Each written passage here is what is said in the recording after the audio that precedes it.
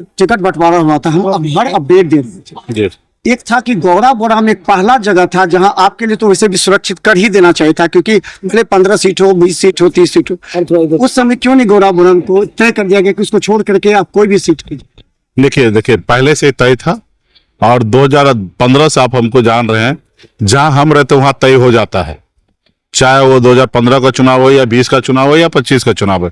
जहां जिस धारा में हम हैं वहां पे एक तरफ तो मुकेश सहनी ही डिसाइड करता है कि यहाँ पे कौन चुनाव लड़ेंगे। तो देखिए गठबंधन की राजनीति होता है, सब दल चाहते हैं हम ज्यादा से ज्यादा सीट लड़े, अच्छे से अच्छे सीट लड़े। तो कुछ चीजें को लेके हम लोगों का गठबंधन है, तो गठबंधन में थोड़ा सा बात विचार अच्छा बुरा सब होता है। उसके तहत जो ऐसा था कि प्रेशर पॉलिटिक्स या जो भी कह लीजिए, हम भी चाह रहे थे यहाँ लड़े, राष्ट्रीय जनता दल भी चाह रहे थे लड़े। फिर समीकरण के लेके थोड़ा सा वहां पे हुआ कि अगला को फोटो खींचने के लिए सिर्फ सिंबल दिया गया था, और ताकि सहयोगी दल को प्रेशर में लाया जाए या जो भी चीजें हो, और वो तो सारा डिटेल वही बताएंगे। तो ऐसी बातें हो गया, और ऐसा सब जगह होता है। हम लोग भी किए थे, तारापुर में कैंडिडेट को फाइनल कर दिए थे, फिर बात सहमति नहीं बन पाया तो हम वहां से वापस ले लिए।